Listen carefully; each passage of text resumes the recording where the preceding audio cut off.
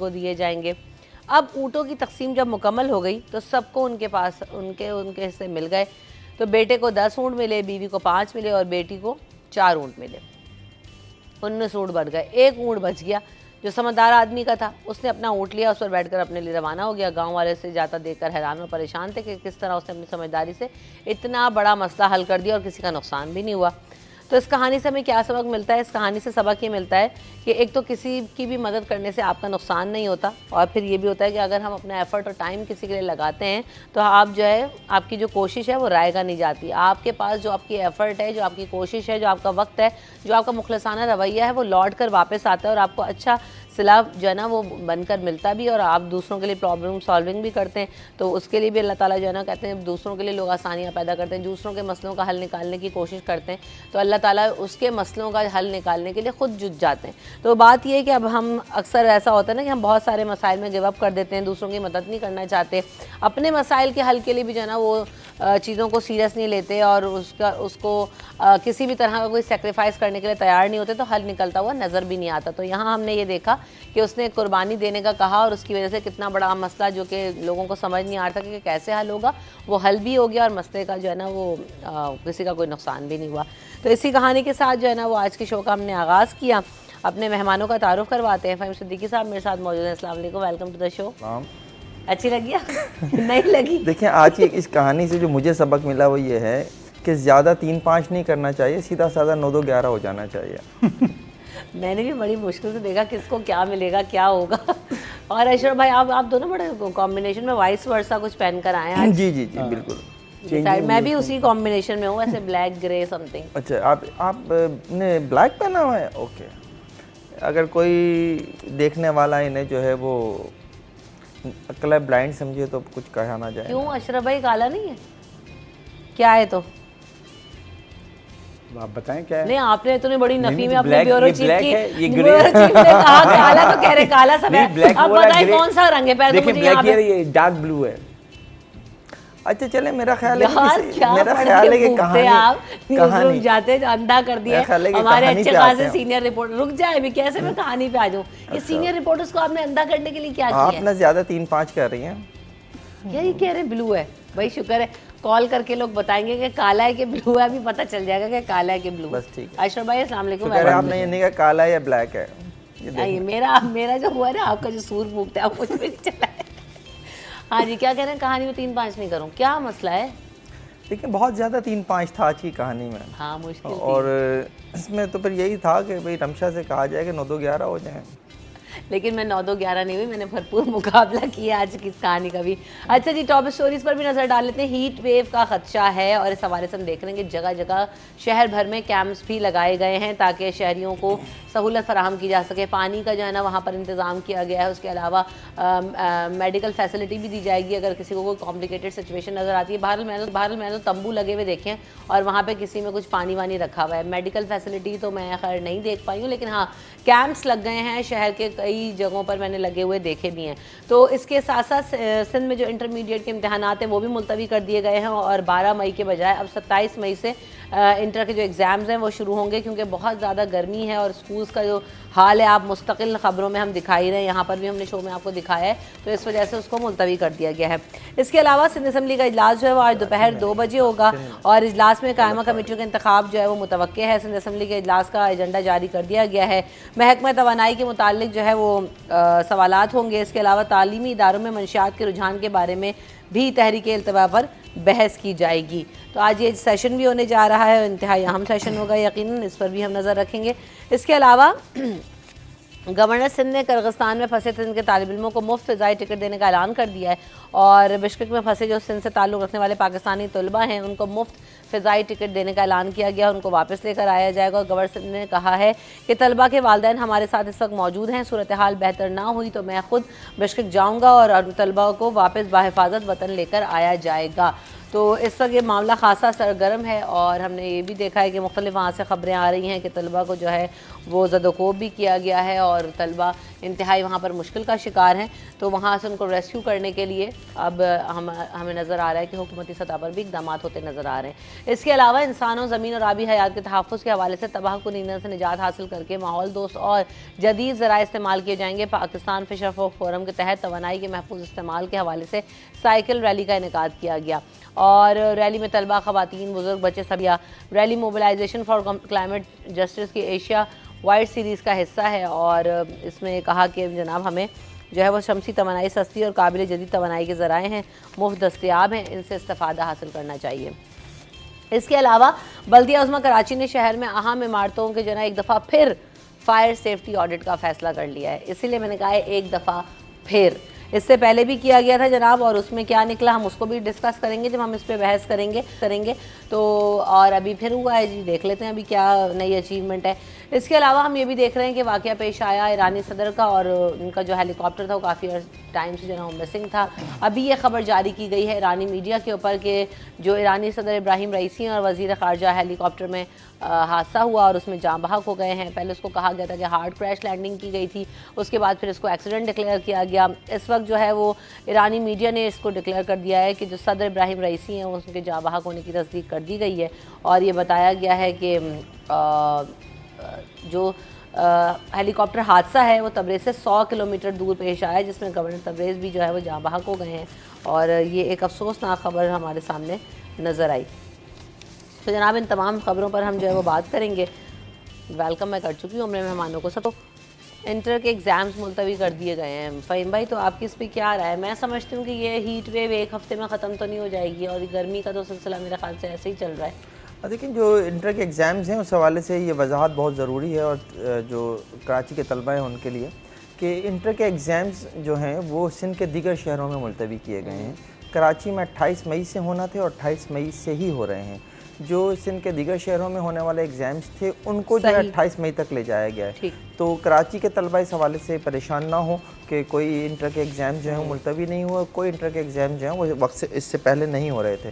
कराची में पहले जो डेट आई थी वो 28 मई ही थी और 28 मई से ही कराची में एग्ज़ाम्स होंगे। चलिए तो एक अच्छा हो गया कि लोगों का कन्फ्यूजन दूर हो गया। दूसरी बात ये है सिंध असम्बली का इजलास भी आज दोपहर 2 बजे सिंध असम्बली का इजलास जो है वो डेफिनेटली होने जा रहा है और इस हवाले से बहुत इंपॉर्टेंट है कि जो सिंध असम्बली में MQM और पीपल्स पार्टी के दरमियान जो कायमा कमेटियों की सरबराही के मामले के ऊपर जो इस वक्त मुज़ाकरात जारी हैं, शायद ऊँट आज किसी करवट बैठ जाए। अच्छा। मुझे तो खैर उम्मीद नहीं है कि आज भी कुछ इस हवाले से डिसीजन हो जाएगा, लेकिन ये बहुत इंपॉर्टेंट है कि कायमा कमेटियों की सरबराही जो MQM मांग रही है वो पीपल्स पार्टी देना नहीं चाहती और जो पीपल्स पार्टी देना चाहती है वो MQM लेना नहीं चाहती। तो ये वाली सिचुएशन है। इस सिचुएशन में आज का इजलास जो है वो बहुत अहम है और मैं समझता हूँ कि ये मामला जो है वो किसी पॉइंट ऑफ नो रिटर्न तक पहुँचने से पहले जो है वो हल हो जाना चाहिए। अच्छा, एक और चीज़ भी सामने आएगी इसमें कि जी तालीमी इदारों में मंशियात के रुझान के बारे में भी तहरीक इल्तवा पेश की गई थी, उस पर भी डिस्कशन होना है। ये चीज़ बहुत ज़्यादा इस वक्त मुझे सिंध हुकूमत इस बारे में बात करती हुई और सीरियस लेती हुई इस इशू को नज़र आ रही है। जगह जगह फोरम्स पे ये बात हो रही है, तो अच्छा है कि यहाँ पर भी कोई एक्शन होता हुआ नज़र आए और इदारों में सख्ती होने की ज़रूरत है इस वक्त। देखिए हमने कई बार प्रोग्राम में इसके ऊपर बात की है। सबसे पहली बात IG साहब यहाँ पे काटी में तशरीफ़ लाए थे, फेडरेशन हाउस में भी आए थे। हमने एक सवाल किया था उनसे कि मनशियात बेचने का तो कानून है, मनशियात पीने का कानून नहीं है। आप मनशियात बेचने वाले को पकड़ने के लिए भी क्या इक़दाम कर रहे हैं और जो पी रहे हैं, क्योंकि जो शहर में सूरत हाल है वो डिमांड कैसे बढ़ती है हमें वो साइकिल देखनी होगी। पहले वो फ्री में देते हैं और अब जो वीडियोज़ आई थी लास्ट टाइम एक यूनिवर्सिटी का भी आया था कि वहाँ स्टूडेंट्स, पढ़े लिखे स्टूडेंट्स वो लोग पी रहे हैं। अब वो आदी कराते हैं शुरू में और उसके बाद ये एडिट करने के बाद ये होता है। और सबसे बड़ा आप सर्कल देखेंगे, इतना बड़ा ये कारोबार है और सरगर्म में अगर कोई इसके पीछे भी लगता है तो उसके पीछे इतना स्ट्रॉन्ग हाथ होता है कि वो उनके पीछे लग जाते हैं। जैसे कॉल वगैरह, जैसे हमारी रिपोर्टिंग भी करते हैं तो उनको भी परेशान आना शुरू हो जाते हैं। फ़हीम साहब बैठे हुए, इनको बिल्कुल मनशियात के ऊपर इन्होंने पूरा एक वीलॉग भी किया था बहुत ज़बरदस्त, वो मैंने देखा भी था। और पूरा इसके अंदर कॉलेज, स्कूल और इसमें किस तरीके से करते हैं, ये पूरा एक सरगर्म मतलब कि ग्रोह है जो ये पूरा यहाँ पे बैठा हुआ है, अपने पंजे गाड़ के बैठा हुआ है। अब इस सिस्टम को अगर ख़त्म करना है तो हमें पीछे से जहाँ से आ रही है, क्योंकि हमारी ये बॉर्डर से ही आती है, हम यहाँ उगाते तो नहीं हैं, जहाँ से आ रही है उस सिस्टम को हमें ठीक करना पड़ेगा, यानी कि वहाँ पे उसको रोकथाम करने के लिए अहम इक़दाम उठाने पड़ेंगे। और यहाँ तक जब आ रहे हैं तो एक ग्रो होता है जो यूनिवर्सिटी हो, स्कूल हो, उसके आसपास आके ये कर रहे हो। सबसे बड़ा कंसर्न ये है कि तालीमी इदारे को इन लोगों ने फोकस किया हुआ है। आप स्कूल देखें, कॉलेज देखें, यूनिवर्सिटी तक पहुँच गए। अब ये किसकी नाअहली है ये सबको पता है। फिर एक इजलास होगा, उसमें फ़ैसले होंगे, लेकिन उसके बाद अगर हम देखें तो इन ग्रोह, जैसे हम देखते हैं, आपको याद होगा पुरानी जो कच्ची आबादियाँ हैं वहाँ पे रेड भी होती हैं, लोग लाइन से बैठ के जो हैं वो पी रहे होते हैं, नशा कर रहे होते हैं। उनको रोकने, उनको चीज़ें कहाँ से मिल रही हैं उसके पीछे नहीं जाते हैं, वो किसको पकड़ते हैं? जो पी रहे हैं। अब जहाँ से आ रही है, अब जाएँ, जैसे नाज़ाबाद में बहुत बड़ा मशहूर है फ़हीम भाई, वो जो वहाँ पे जो था नाज़ाबाद में, जो एक पुल के नीचे, वहाँ पे सबको पता है पूरे शहर में। आप जाएं वहाँ पे, जिनको पीना होता है वहाँ से जाके लेते हैं और वहाँ से लेकर निकल जाते हैं। नहीं तो अब इस सिस्टम को जो है ना फ़हीम भाई, आपने बड़ा क्लोजली देखा है यकीनन, तो क्या इसका हल क्या है? ये बातें तो बहुत हो रही हैं, हर जगह पे हम देख रहे हैं, इजलास में हो रहा है, तो इस नेक्सस के खिलाफ क्रैकडाउन क्या वाकई इतना ही मुश्किल है हुकूमत के लिए? और देखें, जितनी तफसील से रोशनी जो है अशरफ ने डाली है और जितने अड्डों के नाम बताए हैं, तो मुझे तो थोड़ा सा इन पे शक होने लगा। कहाँ मिल रही है? मेरा तो यह है कि हमने तो आँखों के अलावा कभी पी नहीं। तो वाकई इस वक्त जो सिचुएशन है वो इस हवाले से ज़रूर ख़तरनाक है कि तालीमी अदारों तक जो ये वबा पहुँची है ना, ये सबसे ज़्यादा ख़तरनाक है। और ये एक ऐसी मंडी जो है मनशियात फ़रोशों को मिल गई है कि अब वो किसी भी सूरत से इस मंडी को हाथ से जाने नहीं देना चाहते। देखिए, पाकिस्तान में पहले ये कहा जाता था कि जनाब, चूँकि सबसे ज़्यादा जो हीरोइन है वो अफ़गानिस्तान में काश्त होती है और पाकिस्तान इंटरनेशनली इस हीरोइन को ले जाने के लिए इसका रूट है, तो पाकिस्तान जो है इसलिए मुतासिर होता है। लेकिन आज हमें ये नज़र आ रहा है कि अब तो पाकिस्तान की जो नौजवान नस्ल है बेसिकली उसको टारगेट किया गया, क्योंकि यूरोप वगैरह में या अमेरिका वगैरह में तो अब इस बात को उन्होंने बहुत हद तक कंट्रोल कर लिया है कि वहाँ हीरोइन या दीगर जो मंशियात हैं वो ना पहुँचें। पहुँचती अभी भी हैं, ज़ाहिर है वहाँ पे एक उसकी एक तलब है। लेकिन अब मैं ये देख रहा हूँ कि पहले तो हम सिर्फ इसलिए यहाँ पे तादाद में इजाफा देखते थे कि हम कहते थे कि रूट है ले जाने के लिए, तो यहाँ पे ज़ाहिर है उसका जो है वो असर आएगा। अब आपको कराची के तालीमी इदारे, और तालीमी इदारों की तादाद भी कराची में काफ़ी माशाल्लाह से बढ़ गई है, और जो प्राइवेट सेक्टर में खुलने वाली यूनिवर्सिटीज़ हैं, प्राइवेट सेक्टर्स में चलने वाले बड़े स्कूल्स हैं, आपको इस वक्त हर जगह जो है ये चीज़ नज़र आ रही है। अच्छा, पहले तो इसको, जैसे अशरफ भी कह रहे थे कि पहले तो इसका आपको मुफ्त दे के आदी बनाया जाता है। अच्छा, ये मुफ्त देना जो है वो भी इस तरह से है कि इसको लोग फ़ैशन के तौर पे सबसे पहले इस्तेमाल करते हैं, और फिर चूँकि जो चीज़ फ़ैशन में है उसको जो है वो नई नस्ल और ख़ास तौर पे जो हमारे यंगस्टर है वो कहते हैं अच्छा ये फ़ैशन में है, मुझे तो इसे अपनाना है, तो वो उस तरह जो है उसकी तरफ बढ़ता है। अब आसिफ अली जरदारी ने जो पिछले दिनों एक मीटिंग की थी, उसमें उन्होंने कहा था कि सबसे पहले आप इस पर टारगेट करें, क्योंकि कहा यह जाने लगा है कि अब जो मंशियात का कारोबार है इसकी वजह से स्ट्रीट क्राइम भी बढ़ रहा है। यानी जो स्ट्रीट क्राइम के लोग करने वाले लोग हैं वो मंशियात के आदी लोग हैं, वो अपना नशा पूरा करने के लिए जो स्ट्रीट क्राइम करते हैं। इसी तरह माजी में ये भी कहा जाता था, और हमने देखे भी ऐसे केसेस कि जो नशे के आदी अफराद हैं, आप उनसे कोई भी भयानक से भयानक जुर्म करवाना चाहें तो आप उनसे सिर्फ नशे की तलब जो है उनकी पूरी करके जो है वो करा सकते हैं। तो ये चूँकि पूरा एक साइकिल है, और एक पूरा चूँकि जुर्म की काली दुनिया जो है इसमें सारी चीज़ें एक दूसरे से इंटरकनेक्टेड होती हैं, तो ये सारी चीज़ों में वाकई मंशियात का इस्तेमाल जो है वो बहुत अहम है।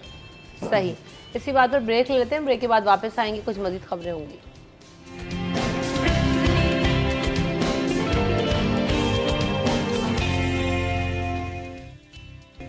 Welcome back in city at 10। तो जनाब ख़बर ये भी है किर्गिस्तान में हम देख रहे हैं जिसके दारुल हुकूमत बिश्केक में जो है वो मकामी अफराद ने जो गैर मुल्की तलबा हैं उन पर हमला किया, जिसकी जद में आकर मुतादिद पाकिस्तानी तलबा भी ज़ख्मी हुआ। मुख्तलिफ तरह की ख़बरें आ रही हैं सोशल मीडिया के ऊपर भी, और इस हवाले से बहुत ज़्यादा जो है ना वो जो पाकिस्तानी स्टूडेंट्स गए हुए हैं उनके पेरेंट्स भी परेशान थे। स्टूडेंट्स खुद बहुत ज़्यादा परेशान हैं कि अगर इस तरह के हालात हैं तो हमें वहाँ से निकलना है और वापस आना है। इस हवाले से गवर्नर सिंध ने भी कहा है कि मुफ्त टिकट दिया जाएगा और बच्चों को फौरी तौर पर जो सिंध भर के बच्चे हैं उनको लेकर आया जाएगा मुल्क में वापस।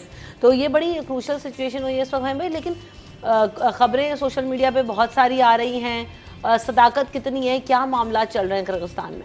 देखिए, वाक़या तो बहुत अफसोसनाक है, और किर्गिस्तान के लिए एक ज़ाहिर इंटरनेशनल जब कम्युनिटी में आप होते हैं तो ऐसे वाक़यात जो हैं वो आपके लिए बड़ी शर्मिंदगी का बाइस बनते हैं। हाँ। लेकिन अच्छी बात मैं कहूँगा यह है कि इस वक्त जो हुकूमत की तरफ से जो खबरें दी गई हैं उनके मुताबिक अल्हम्दुलिल्लाह कोई वहाँ पे पाकिस्तानी जाँ बहक नहीं हुआ है।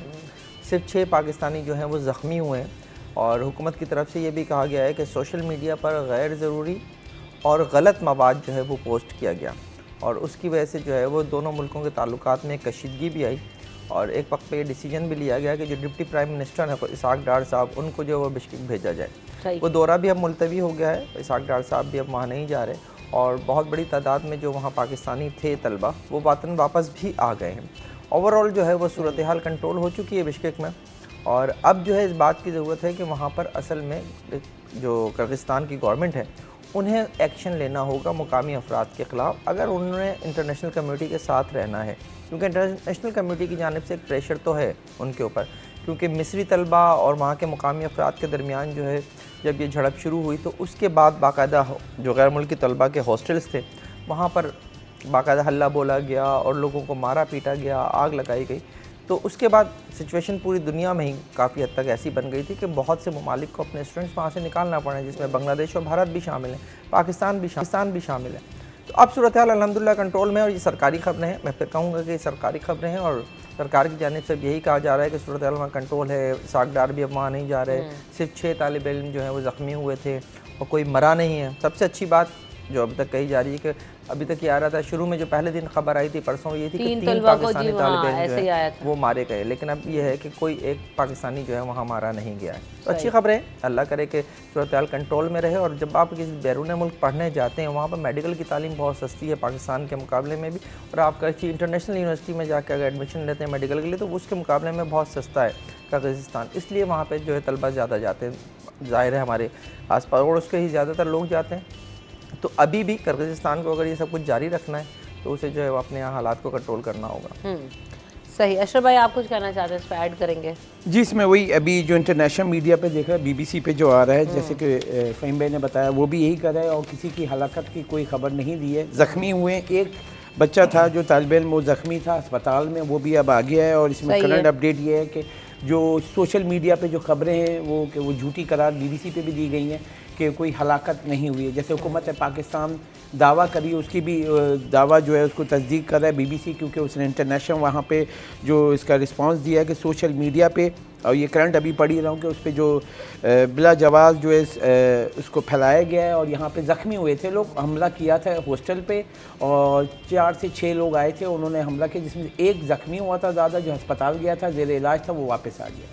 चलें, तो अल्लाह का शुक्र है, बहुत बेहतर हुआ। एक और मैं जब खबर पढ़ी थी तो आप भी मेरे साथ साथ जो है ना वो शायद मेरे जो पॉजेस थे उसको समझ गए थे जी। बल्दिया उज़्मा कराची ने शहर भर में एक दफ़ा फिर अहम इमारतों में सेफ्टी ऑडिट का जो है वो फैसला कर लिया। इससे पहले भी अशरफ भाई हमने देखा था कि फायर सेफ्टी ऑडिट के नाम पर जो है वो 150 बिल्डिंग्स को चेक करने के लिए कहा गया था और उसमें फिर हमने देखा भी कि वो फिर बात हुई, हवा हो गई, कहाँ पे वो लगे, क्या सिस्टम लगाए गए हैं, कुछ इस हवाले से क्या हुआ उसके बाद?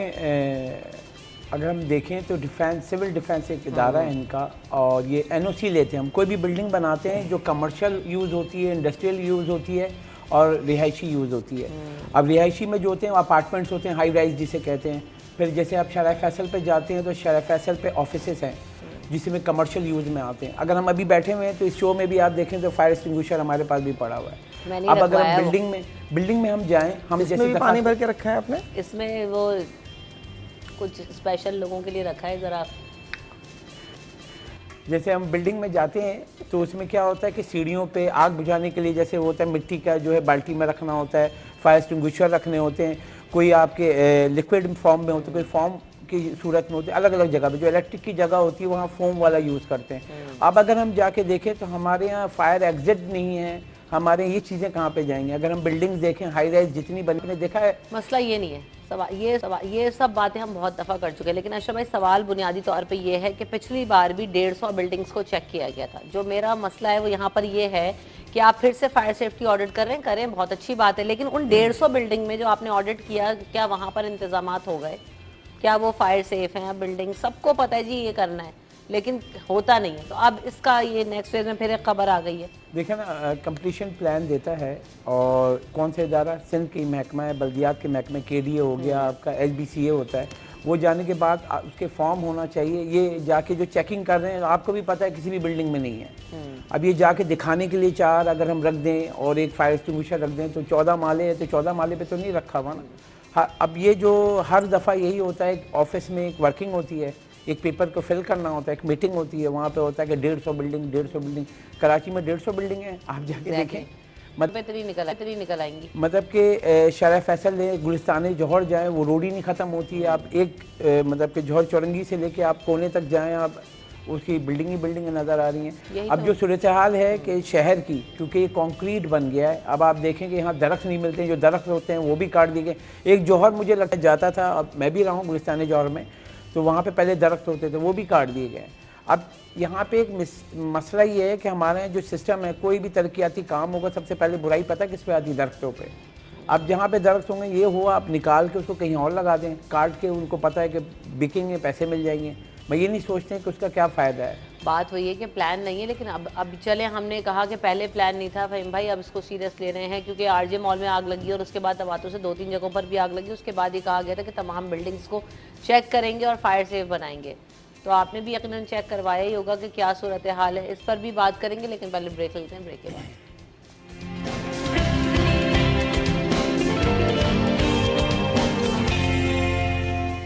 Welcome back in city at 10। बात हो रही थी जनाब, हमने कहा कि फ़ायर सेफ्टी ऑडिट्स होंगे इमारतों में, और फिर वही वाली बात है कि चले, आप कह रहे थे कि कहाँ से शुरू करेंगे, आरजे मॉल से ही शुरू करते हैं, तब आग लगी। उसके बाद जी कहा गया मॉल्स भी चेक होंगे, बिल्डिंग्स भी। 150 को कर भी लिया गया था। क्या वो सब फायर प्रूफ हैं? अब देखिए, निगरान वज़ीर आला थे मकबूल बाकर साहब के, उनके दौर में आरजे मॉल और प्रयाशी शॉपिंग सेंटर में जब आग लगी, तो उसके बाद ये कहा गया कि जो शहर की तमाम सरकारी और गैर सरकारी इमारतें हैं, उनका जो है सेफ्टी ऑडिट कराया जाएगा। इसके लिए एक कमेटी बना दी गई। उस कमेटी की रिपोर्ट आने तक जो है वो निगरान हुकूमत ख़त्म हो गई। सही। अब उस वक्त ज़ाहिर है हमने भी अपने तौर पे चाहा कि हम ज़रा फायर सेफ्टी हम भी करा लें, तो हमने सबसे पहले अपनी टीम भेजी फायर ब्रिगेड के ऑफिस में कि ज़रा देख के तो आएँ कि वो महकमा जो शहर में लगने वाली आग बुझाता है, अगर वहाँ आग लग जाए तो क्या वहाँ फायर सेफ्टी ऑडिट के मुताबिक तमाम चीज़ें मौजूद हैं। तो हमें बड़ी हैरत हुई कि उस 2 मंजिला इमारत में कहीं कोई फायर सेफ्टी के नाम पे कोई चीज़ थी ही नहीं। तो ये तो उस महकमे का हाल था। उसके बाद हमने शहर की दीगर इमारतों का भी जायज़ा लिया, तो फायर सेफ्टी ऑडिट में हमारे शहर की, मैं समझता हूँ कि 95% इमारतें वो नहीं पूरी उतरती। अच्छा, ये तो हो गई इमारतें। अगर आप फैक्ट्रीज़ की तरफ चले जाएं, जहाँ जो है वो एक एक वक्त में सैकड़ों लोग काम कर रहे होते हैं, और आप आए दिन जो है वो ख़बरें देख रहे होते हैं कि फ़लाँ फैक्ट्री में आग लग गई, फ़लाँ गत्ते के कारखाने में आग लग गई, फ़लाँ टायर फैक्ट्री में आग लग गई। ये वो जगह हैं जहाँ पर जब आग लगती है तो आग बहुत तेज़ी से फैलती है। आपको वहाँ पर भी जो है वो फायर सेफ्टी नहीं मिलेगी। उसके बाद हमें वहाँ उसके मालिकान ये कहते हुए भी नज़र आते हैं कि जी फायर ब्रिगेड देर से पहुँची। आपने अपने इदारे में, आपने अपनी इमारत में, आपने अपनी फैक्ट्री में फायर सेफ्टी के नाम पे क्या किया हुआ था? कोई नहीं बताता। तो बेसिकली जो मेरा पॉइंट है वो यही है कि हुकूमतें इस तरह के वो जारी करती रहती हैं। नए कमिश्नर आए हैं, कुछ अरसे से आए हैं, तो उन्होंने कुछ चीज़ें करने की कोशिश कर रहे हैं। बल्कि उज़्मा कराची के साथ मिलकर अगर वो शहर की इमारतों का फायर सेफ्टी ऑडिट करते, बल्कि मैं आपको बताऊं कि हमने कमिश्नर कराची की इमारत का भी फायर सेफ्टी ऑडिट किया था। वहाँ पे क्या हुआ? वहाँ पर भी हाल यही था कि वहाँ पे हमें कोई ऐसा फायर एक्सटिंग्विशर नहीं मिला, आग बुझाने का कोई आला नहीं मिला। वो लकड़ी की बनी हुई इमारत है, वहाँ के जीने भी जो हैं वो लकड़ी के हैं। अगर वहाँ खुदा ना खास्ता आग लग जाए तो आग बहुत तेज़ी से फैलेगी। इमारत में जगह जगह जो है वो बिजली के बोर्ड्स में से तार जो हैं, वो नंगे तार जो हैं वो वहाँ पे जाते हुए नज़र आ रहे थे। एक शॉर्ट सर्किट उस इमारत को खाक में मिला सकता है। नहीं तो सबसे पहले अपनी बिल्डिंग का भी तो ऑडिट कर लें। मैं यही कहता हूँ कि भाई आप जब ऐसे बयान जारी करते हैं तो खुदा के लिए एक नज़र अपने इर्द गिर्द भी डाल लिया करें। चाहे वो मेयर कराची मुर्तज़ा वहाब हों, चाहे वो कमिश्नर कराची हों, या कोई भी अफसर हो, उसको चाहिए कि कम से कम अपने इर्द गिर्द ज़रूर नज़र डाल लें। फायर सेफ्टी बहुत ज़रूरी है। इसके नाम पर इस शहर में बहुत ज़्यादा नुकसानात, हम जानी और माली दोनों किस्म के नुकसानात देख चुके हैं, लेकिन हम इस मामले में जो वो सीरियस होने के लिए तैयार नहीं हैं। बिल्कुल ऐसा ही है। बस अब उम्मीद यही है कि चलें। इस पर तो मुझे उम्मीद भी नज़र नहीं आ रही कि खुद कमिश्नर कराची के ऑफिस में यह हाल है। तो ख़बरों से निकल आएँ जी, वो प्रेस रिलीज़ जारी करना बंद करें। और अगर आप कुछ कर ही रहे हैं तो सबसे पहले आपने जहाँ पे ऑडिट कर लिया था उनको तो पहले आप ठीक करा लेते, उसके बाद हम ये फिर दोबारा खबर पढ़ते तो हमें अच्छा भी लगता कि चलें ठीक है। और ज़्यादा करते, वो एडिट करते हैं। एडिट भी नहीं हुई हुई है, कसम से वही खबर निकाली और शायद जो है वो जारी कर दी। चले ठीक है, हाँ नया एडिटर ही रख लें, कुछ नया बना के भेज जी। दें, ऐसा हो सकता है, नौकरियां मिल जाएंगी महकमा वालों को। आप कहाँ रहती हैं?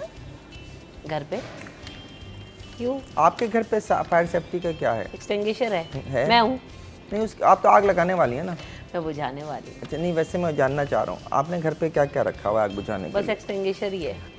आपके किचन में कम से कम जो है ना वो एक ब्लैंकेट जो होता है ना वो ज़रूर होना हाँ, चाहिए। वो मुझे 10 दफ़ा इन्होंने कह दिया है शो में कि वो आप रख लें, वो मैंने अभी तक परचेज नहीं किया, होना लेकिन चाहिए, हाँ, मैं होना समझता हूँ हर घर में होना चाहिए, क्योंकि ज़्यादातर जो है आग घरों में लगती है अगर तो वो किचन से शुरू होती है। और दूसरी बात ये सिलेंडर्स का भी तो इतना इशू हो गया है। सिलेंडर्स हमारे use ज़ाहिर है कर रहे गैस हैं नहीं है सब। तो लोग जो सिलेंडर्स सिलेंडर्स की use कर तरफ रहे जाते हैं, एलपीजी सिलेंडर्स की तरफ जा रहे हैं, तो ऐसे में कह आपके रहे किचन में वो जो एक फायर ब्लैंकेट होता है वो ज़रूर होना चाहिए मेरी नज़र में। दुरुस्त कह रहे हैं आप। और हम लोग ये समझ बार बार जब भी मैं हम ये आग लगने के वाक़यात या इससे रिलेटेड कोई भी शो करते हैं, यहाँ पे कई दफ़ा ट्रेनिंग्स भी आपको दिखाई हैं, तो इसमें बहुत बेसिक सी बात है जो मैं हर दफ़ा कहती हूँ और अभी फिर कहूँगी कि हम जब भी कोई इस तरह का हादसा होता है तो आप ना सिर्फ आप जो है ना वो जान से बाजी हार सकते हैं, आप ज़िंदगी भर जो है ना वो कॉम्प्लिकेटेड उसमें जा सकते हैं। उससे बचने के लिए थोड़ा सा आपको पैसा खर्चना पड़ेगा, आप उसके जो है ना नुकसानात से बहुत ज़्यादा बच सकते हैं। कोई इतनी महंगी चीज़ें नहीं हैं और लगे भी तो वो आपकी जान से ज़्यादा तो नहीं है। तो आप ये एक्सटिंग्विशर और जो फ़हीम भाई ने कहा कि ब्लैंकेट इन चीज़ों का रखना, क्योंकि अब हर घर में सिलेंडर्स मौजूद हैं और कभी भी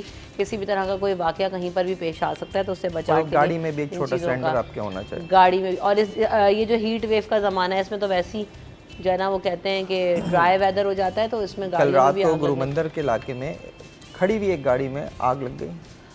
पिछले हफ्ते मैंने हाईवे पे एक बस में जो है ना वो इस तरह आग लगे हुए देखी थी कि वो बिल्कुल उनके वो फिर बुझा रहे थे, लेकिन आग लगने का वाक़या तो पेश आ जाता है। चले जी आगे बढ़ते हैं। एक और ख़बर हमारे पास ये भी है कि जिसमें हम देख रहे थे कि जो सोलर है उसमें अब ये कहा गया है कि उसको भी जो नेट मीटरिंग है उसके हटा के ग्रॉस मीटरिंग में लेकर जाया जाएगा। और उसके यूनिट्स पे भी बात हुई कि पहले जो सस्ते जिनके पास सोलर लगे हुए थे वो सस्ता यूनिट जो है ना वो परचेज़ किया करते थे और उनको यहाँ पर रियायत मिलती थी और एक्स्ट्रा जो बिजली थी वो नेशनल ग्रिड में चली जाया करती थी। अब इसके हवाले से भी जो ना हुकूमत इकदाम करने जा रही है और इन इकदाम का असर आवाम के ऊपर क्या आएगा, जो सोलर रखने वाले लोग हैं उनके ऊपर क्या आएगा, इस खबर पर भी बात करते हैं। कल बड़ी बहस हो रही है कल से लेकर अब तक के पावर सेक्टर में ख़ास तौर पर जो बिजली चोरी है उसकी वजह से अरबों रुपए का नुकसान हो रहा है। वफाकी वज़ीर तवानाई अवैस तकारी साहब ने कहा है, जिसकी वजह से ये कह रहे हैं कि जो सोलर सिस्टम भी यूज़ कर रहे हैं वो भी अब ग्रॉस मीटरिंग में आ जाएंगे।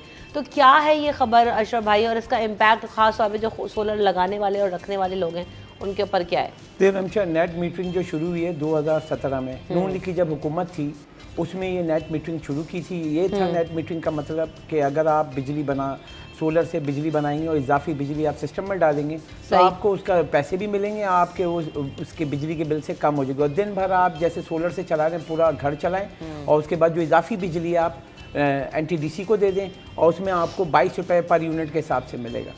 उसके बाद ये भी एक प्रपोजल है कि अभी पहले 22 रुपये से 11 रुपये करने का एक प्रपोजल था। अब ये कह रहे हैं कि अब उसके साथ एक और नेट मीटरिंग का जो मीटर लगा है उसके साथ एक और मीटर आ जाएगा, टोटल बिजली जाएगी और आपको जो बिजली मिलेगी जो NTDC की जो प्राइस आती है जो आपकी नेपरा देती है उसके ऊपर मिलेगी। अब कंसर्न ये है कि यहाँ पे जो अब आ रहा है कि इन्होंने वफाकी वजीर ने बताया कि इस वक्त मुल्क भर में जो 1,13,000 कनेक्शन जो है नेट मीटरिंग पे आ चुके हैं और इसका जो मजमूई तौर पर 700 मेगावाट जो मेरे पास आ रहा है कि 700 मेगावाट बिजली जो है अब सोलर से बन रही है पाकिस्तान में, जिसमें से नियर अबाउट 300 मेगावाट कराची में। आप सोचें कि बड़ी बड़ी इंडस्ट्रियलिस्ट हैं और ये सब उसमें चले गए। अगर हम बिजली की कैपेसिटी देखें जो यूज़ करते हैं हाउस होल्ड जो घरेलू सारिफिन है 47% है, सबसे ज़्यादा जो मुतासिर पे कमर्शियल 7% है, इंडस्ट्रियलिस्ट 28% है जो बिजली इस्तेमाल करते हैं, एग्रीकल्चर 9% है। अब अगर हम इसके ऊपर कन्वर्जन देखते हैं तो सबसे ज़्यादा असर किस पे पड़ेगा? घरेलू सारिफिन पे। अगर हम देखें 200-250 यूनिट का जो बिल आ रहा है, रमशा आप हैरान होंगी 10,000 रुपये का बिल आ रहा है। उसकी वजह क्या है कि हमारी जो ऑफिशियल ये डाटा बता रहा हूँ कि हमारा जो इंस्टॉल कैपेसिटी है इस वक्त जो आपका थर्मल और ये कोल हो गए ये सारे जो लगने के बाद जो IPPs लगे 46,000 मेगावाट है। सही। लेकिन हमें जो सिस्टम में हम दे सकते हैं वो 22,000 मेगावाट है। जो इजाफी बिजली है वो डेट इज कॉल्ड हम कैपेसिटी चार्जेस कहते हैं। 18 रुपये पर यूनिट हम सिर्फ कैपेसिटी चार्जेस दे रहे हैं कि जो प्लांट जो बिजली हम इस्तेमाल नहीं कर रहे हैं उसके पैसे हम दे रहे हैं। ये सर्कुलर डेट में बढ़ता जा रहा है। अब जो सर्कुलर डेट है फिर बिजली की चोरी है 17 से 18%, फिर सर्कुलर डेट है, ये सब जब आ रहा है तो बिजली की कॉस्ट बढ़ गई है। अभी जो उन्होंने कहा अभी इस वक्त पर यूनिट जो घरेलू सार्फिन का पड़ रहा है 42 से 45 रुपये पड़ रहा है, इंडस्ट्रियल और कमर्शियल का 55 रुपये का पड़ रहा है। अब अगर हम इसको कन्वर्जन में डालेंगे तो हुकूमत ये कह रही है कि जो 1,30,000 जो मतलब 1,13,000 यूनिट जो चले गए हैं यानी कमर्शियल, उसके ऊपर सार्फिन सोलर पे, अब उसकी जो कॉस्टिंग है हमें वो पड़ी है, बिजली आगे महंगी पड़ेगी। यानी कि 1 जुलाई से जो हमारा 42 रुपये का जो यूनिट है, आम सारिफ की बात कर रहा हूँ, घरेलू 48% जो सारिफिन है वो चला जाएगा 60 रुपये पे, और जो 50-55 रुपये वो चला जाएगा 70 रुपये पे। अब इस वक्त रीजन में क्या, पूरे पाकिस्तान के अलावा जो रीजन ममालिक है वहाँ कहीं भी इतनी महंगी बिजली नहीं है। सिर्फ वजह ये है प्राइसेस बढ़ाने की भी बात हो रही है, तो फिर सोलर लगाने वालों को उसका क्या फायदा हो रहा है? कोई फायदा नहीं होगा। वो देखे ना, अब या तो उस वक्त है नेट मीटरिंग के बजाय वो डायरेक्ट बिजली से बनाए दिन भर, या बैटरी बैकअप लगाए और घर में इस्तेमाल करे, वो उस नेट मीटरिंग में नहीं जाए। हैं बहुत सारे लोग, ये तो वो लोग हैं जो इनको पता है 1,13,000 जो नेट मीटरिंग में आए, लेकिन बहुत सारे लोग हैं नेट मीटरिंग नहीं लगाई है, वो डायरेक्ट जो है सोलर का वो इंस्टॉल करके और बिजली इस्तेमाल कर रहे हैं। मसला ये है कि आप इतनी महंगी बिजली देंगे तो कौन इस्तेमाल करेगा? सोलर की प्राइस देखें, वो इतनी इंपोर्ट हो गई पाकिस्तान में, प्राइसेस तो खास से ड्रॉप हुए हैं, बहुत मतलब 70 रुपये का पर किलोवाट था, वो गिर के अब 40-38 रुपये पे आ गया, 70 रुपये से। अब उसकी कॉस्ट अगर कम हो जाएगी और मज़ीद लोग इंपोर्ट, जितना आप सप्लाई करते जाएंगे प्राइस गिरेगी। यही हुआ है। अब लोगों के पास पैसे भी नहीं है ना, अब इतनी महंगाई है, कुव्वत खरीद नहीं है, जो 5 लाख 4 लाख के गरीब आदमी कैसे लगाएगा सोलर? बिल्कुल ऐसा ही है, मुश्किल तो यकीनन है। लेकिन बिजली की कीमतों में इजाफे के हवाले से भी जो है ना बात होगा, खबरें जैसे भी अशरफ भाई ने भी जिक्र किया, हम उसको भी मजीद डिस्कस करेंगे कि मजीद इजाफे का इम्कान जाहिर किया जा रहा है, तो ये पर यूनिट बिजली कहाँ पहुँच जाएगी। और अभी जैसे आपको अशरफ भाई ने भी बिल कोट किया कि 200 यूनिट भी अगर आप इस्तेमाल करें तो 12-15 हज़ार रुपये तक आपका जो है वो बिल आ रहा है। तो ये आगे जाके कैसे होगा, हम इस पर भी ज़रा मजीद बात करेंगे आफ्टर दिस ब्रेक।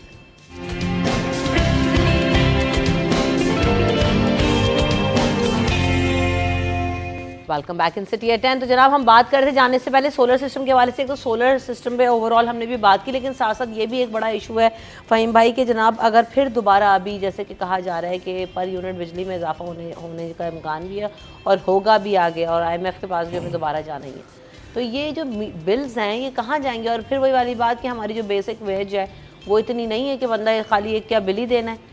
देखिए अशरफ ने बहुत डिटेल में बात की और ख़ास तौर पे उन्होंने IPPs का जिक्र किया। शुक्र है IPP से वैसे तो इस्तेकाम पाकिस्तान पार्टी भी बनता है, लेकिन मैं IPPs उनकी बात कर रहा हूँ जो बिजली बनाने वाली कंपनीज़ हैं।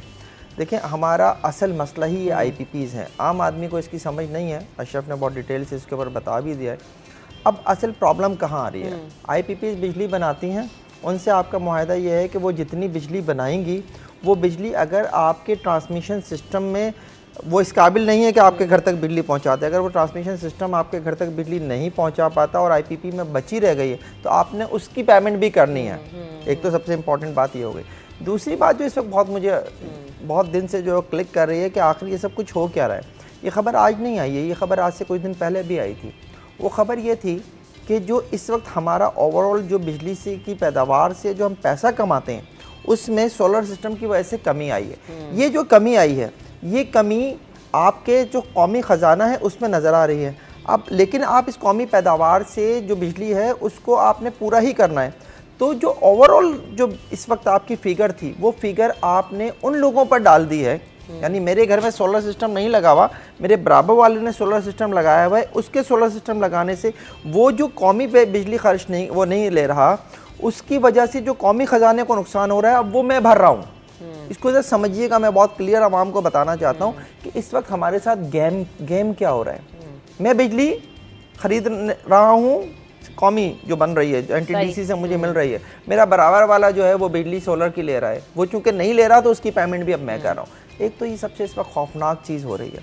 अब दूसरी तरफ जो है आप ये कहते हैं कि IPP कहती है कि बिजली तो मैं बनाऊँगी, आपने किसी और को बनाने का इख्तियार क्यों दे दिया है? लोग सोलर सिस्टम पे जाके इतनी ज़्यादा बिजली बना रहे हैं, बिजली तो मैंने बनाना थी, बिजली तो आपने मुझसे ख़रीदने का मुआहदा किया हुआ था, या आप उनसे बिजली क्यों ले रहे हैं? तो आप अब सोलर सिस्टम लगाने वालों की हौसला शिकनी पे उतर आए। मेरा राइट है भाई, इस मुल्क का कानून मुझे ये इख्तियार देता है कि मैं अपनी ज़िंदगी जो है उसमें आसानियाँ लाऊँ। आप मुझे आसानी नहीं दे पा रहे, बिजली के ज़िम्मन में आप मुझे आसानी नहीं दे पा रहे। मैं चाहता हूँ कि सोलर सिस्टम लगा लूँ, आपके तो सोलर सिस्टम तो लगा लो, लेकिन जनाब भुगतना आपने हमें ही पड़ेगा, पैसा आपने हमें ही देना है। अभी सोलर सिस्टम पे इन्होंने टैक्सेस वगैरह लगाने की बात की थी, अभी वो पीछे उससे हटें, क्योंकि अब वो उधर से जाने के बजाय, क्योंकि उधर से आवाम का रिएक्शन आना ज़्यादा मुमकिन था, अब वो इधर से घूम के जा रहे हैं। तो ओवरऑल जो है आपको इस वक्त जिच किया जा रहा है। और जाहिर है आपने बात की IMF की, अभी जब आप IMF के पास जा रहे हैं मुस्तकिल आपको वहाँ से अभी पैसे लेने, तो अभी आप जब बिजली उनके कहने पर बढ़ाएंगे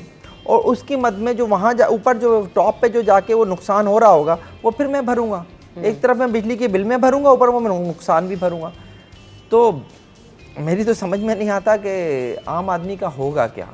बहुत बुरी सूरत हाल है और अच्छी खबर मुझे कम से कम बिजली के शोबे में आती हुई नज़र नहीं आ रही है। इसमें एक सिस्टम है तजवीज़ जो माहिरीन फेडरेशन ऑफ कराची चैम्बर इन्होंने हुकूमत से मुतालबा किया था कि जैसे फ्री पेट्रोल, फ्री बिजली जो सरकारी अफसरान को दिए जाते हैं, नियर अबाउट आप यकीन नहीं करें 250 अरब रुपए जाते हैं सालाना, और ये इनके किसी की जायदाद बिक के नहीं आती, हमारे टैक्स के पैसे से है। आप ये 250 अरब उनको बंद करें, उनको बोलेंगे पेमेंट करें, और ये 250 अरब आप आवाम को दें बिजली की सूरत में या सब्सिडी की सूरत में। ये सिस्टम आप कर सकते हैं। कहीं भी ऐसा फ्री कोई चीज़ नहीं होती। मैंने हमेशा यही बोलता हूँ, आपने सुना है, कोई चीज़ भी दुनिया में फ्री नहीं है। हमारे यहाँ इस मुल्क में जो हमारे ब्यूरोक्रेट्स हैं या सरकारी मुलाजमीन, इन सबको हर कुछ फ्री है। तनख्वाह भी आपको, उनको ना काम करने की तनख्वाह मिलती है उनको। आप मुझे कोई दिखा दें सरकारी अफसर जो काम कर रहा हो, आप चले जाएँ जहाँ आप KDA में चले जाएँ, आप सेक्रेटेरिएट में चले जाएँ, आपको जब तक आप कायदे आज़म का एक नोट डाल के नहीं देंगे काम नहीं होगा। वरना लोग जो हैं, आप किसी भी दफ्तर में जाएं, वो बैठा रहेगा 3-3 घंटे तक, काम नहीं होगा। आप कहीं मतलब आप जाएं नादरा में, अब वहाँ पे क्या है कि 2 करोड़ के मरदमशुमारी के हिसाब से देखें, 2 करोड़ की आबादी है और कितने हैं सिस्टम 24। अब इसको बेहतर करना है हमें। बिल्कुल ऐसे बेहतर करने की बातें तो हैं, लेकिन उम्मीद पे दुनिया तो कायम है। लेकिन हालात ऐसे हैं कि वाकई आवाम के लिए, हम खुद यहाँ पे जब खबरें कर रहे होते हैं, चीज़ें को डिस्कस करते हैं, इंतहाई परेशानी में जाते हैं कि आगे जाके मज़ीद क्या होगा। और अभी बजट आएगा तो फिर अल्लाह ही हाफिज़ है कि क्या होगा। लेकिन thank you so much Faheem Siddiqui sahab. अभी मैंने स्क्रीन पे देखा आपने वाकई ब्लैक पहना हुआ है। शुक्र है, अभी करीब से जाके देखेगा अपने दीदे फाड़ की। चलो भाई, अपने भी चश्मे का नंबर ज़रूर आप चेक करवाइए, अगली दफ़ा शो में आए तो नया चश्मा लेकर आएगा। वैसे ही आपकी डंडी टूट गई थी, लगवा ली। ब्रेक ले लेते हैं, ब्रेक के बाद हाजिर होंगे।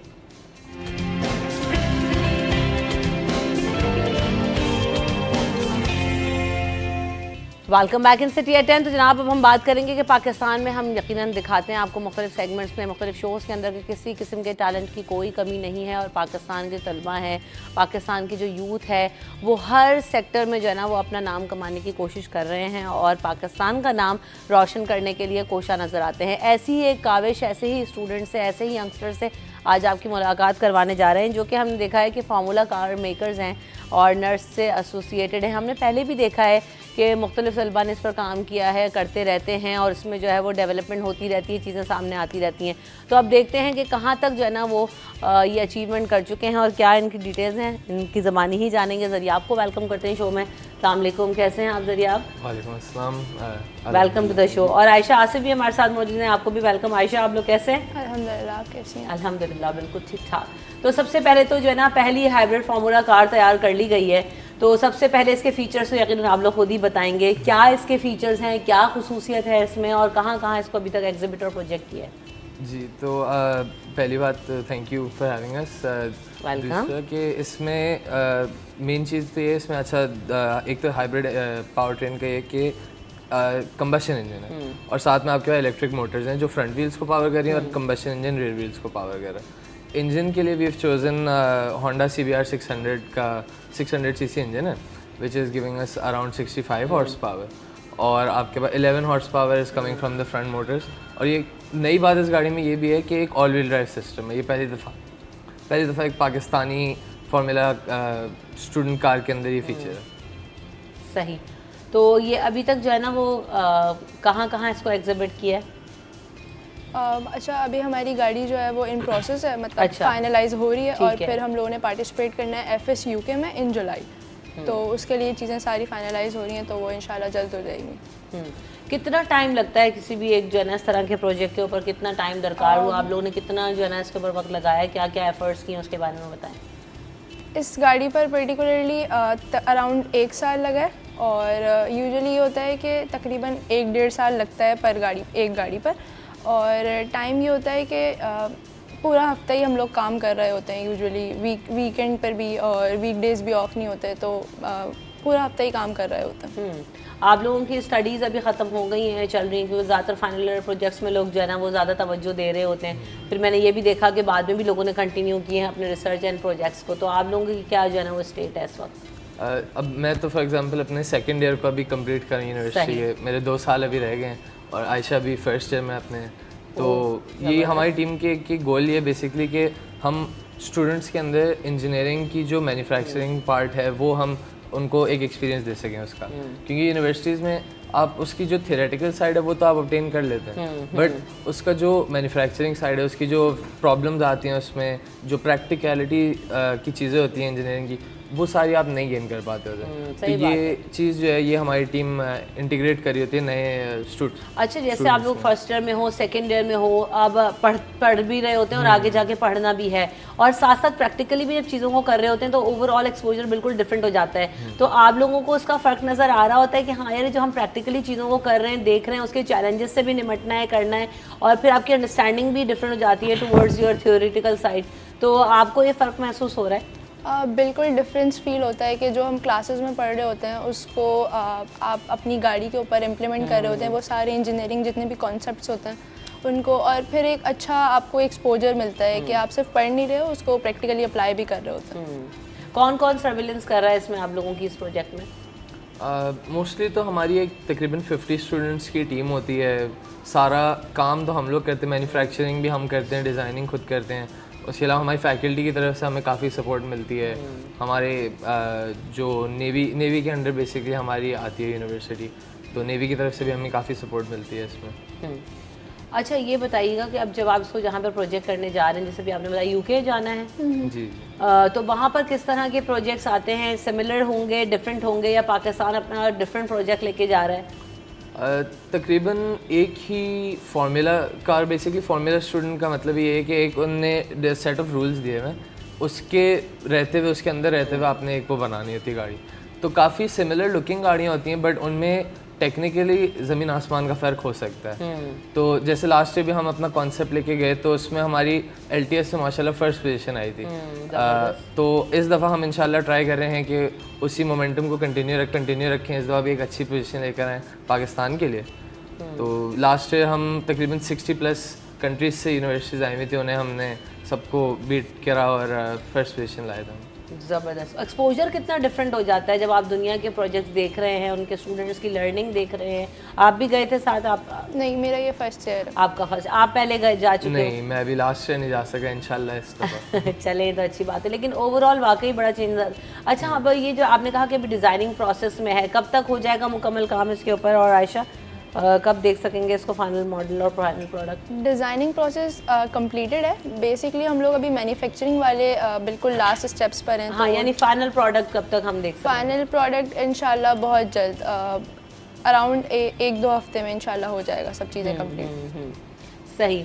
ओवरऑल जो है आप लोग जब पढ़ाई भी कर रहे हैं, साथ साथ ये भी कर रहे हैं, किस तरह से जो है ना वो दोनों चीज़ों को मैनेज करते हैं? वक्त कैसे डिस्ट्रीब्यूट होता है? घर वाले तो परेशान हैं हमसे कि हम लोग रात को इतनी देर तक काम कर रहे होते हैं, वो भी कहते हैं कौन सी गाड़ी बना रहे हो ऐसा।